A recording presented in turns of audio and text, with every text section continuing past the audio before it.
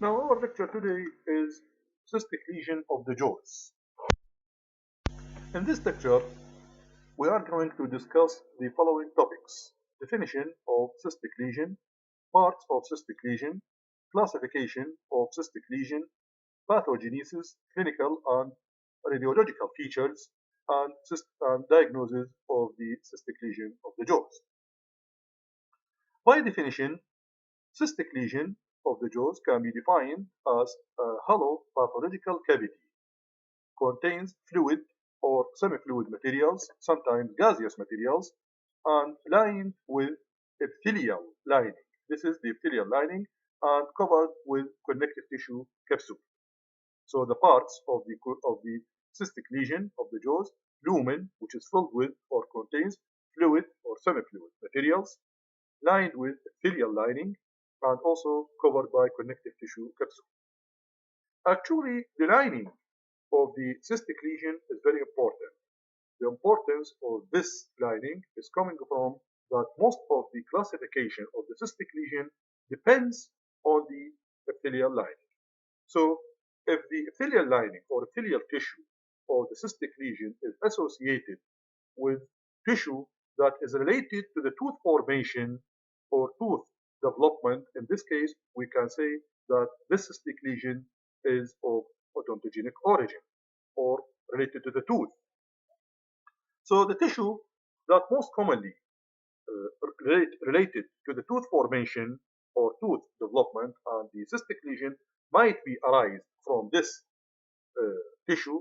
These include the reduced enamel organ, whether outer or inner enamel organ within the reduced enamel organ, or outer enamel epithelium or inner enamel epithelium associated with the reduced enamel organ, or from the dental lamina, for example, or even during the root development, there is what we call Hartwich's epithelial root sheath.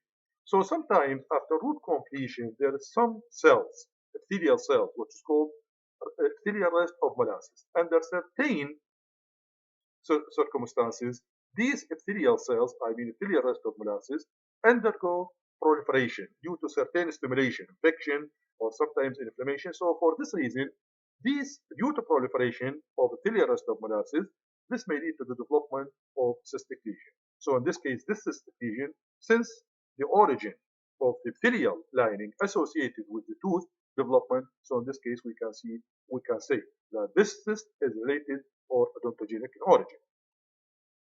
However, sometimes the epithelial lining is not related to the tissue which is associated with the tooth development or tooth formation. In this case, we can say that since there is epithelial lining and it is not related to the tooth development, in this case, we can say that this cystic lesion is of non-odontogenic origin. And also, the epithelial lining actually is considered as the main reason for say this cystic lesion or that this is not cystic lesion, because actually the cystic lesion, if it is lined with epithelium, in this case we can say this cystic lesion is a true cyst since it contains epithelial lining and covered by connective tissue. So in this case we can say this is true cyst. But if the cystic lesion does not contain epithelial lining, so in this case we can say this is pseudocyst because it contains cavity and there is connective tissue capsule and there is a fluid or semi-fluid materials or gaseous materials, but there is no epithelial lining. So in this case it is called pseudocyst. So based on this information, we can classify the cystic lesion of the jaw into odontogenic or non-odontogenic. The odontogenic can be further classified into developmental, that means the initiation stage, what we discussed later on, due to developmental within the tooth development, or due to inflammatory, due to infection.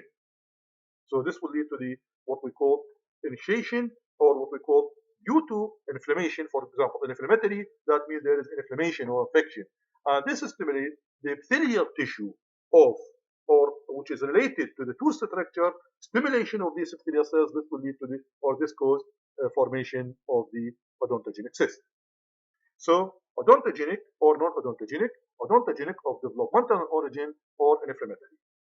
Non-odontogenic could be There is also epithelial lining, but the epithelial lining not related to the tooth formation or tooth development, such as the nasopalatine duct cyst or nasolabial cyst or globulomaxillary cyst.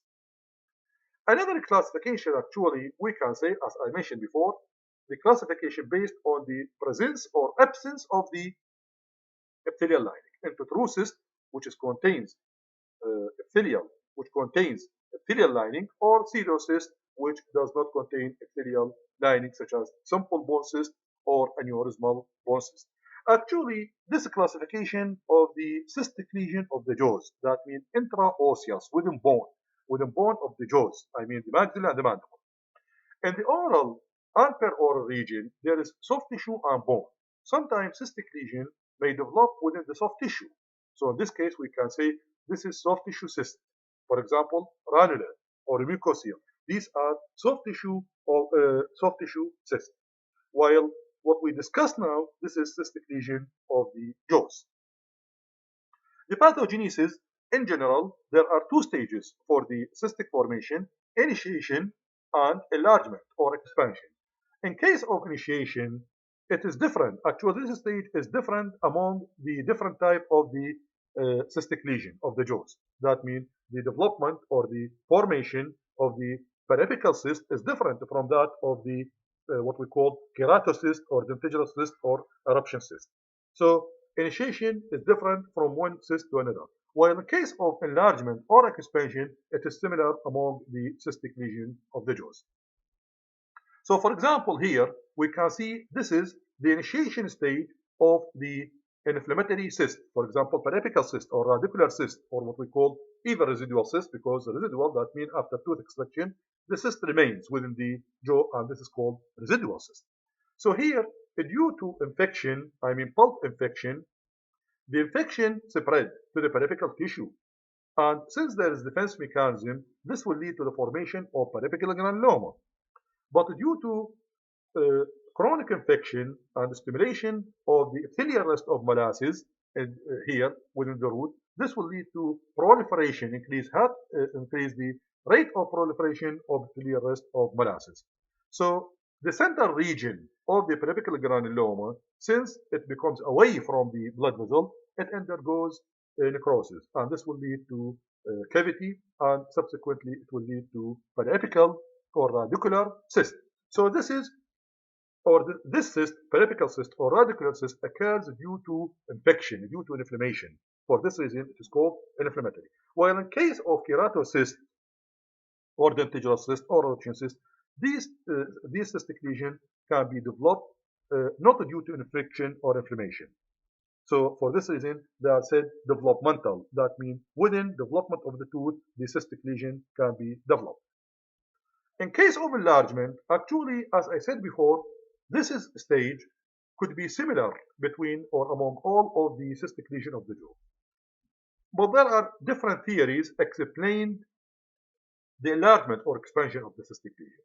One of these theories said that due to an increase in the proliferation of the epithelial cells of the lining, this will lead to an increase in the surface area, and this will lead to, or subsequently it will lead to expansion or enlargement of the cystic lesion.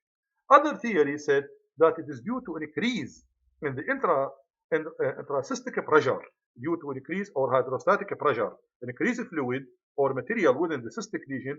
This called an increase in the intracystic pressure. Or some people said that due to an increase in the osmotic pressure also, and another people say that the connective tissue capsule surrounding the cystic lesion secretes certain substances, cytokines or interleukins, and this activates the osteoclastic cells, which lead to bone resorption and expansion or enlargement of the cystic lesion. So actually, there are many theories explain the enlargement or expansion of the cystic lesion of the jaw. Now, what are the signs and symptoms? How we can diagnose this cystic lesion? The most important thing that cystic lesion, we have to know, or we must know, that the cystic lesion does not contain pus. So for this reason, cystic lesion is painless swelling. But since once it is infected, it will give what we call, it will give a painful swelling. So it is painless swelling.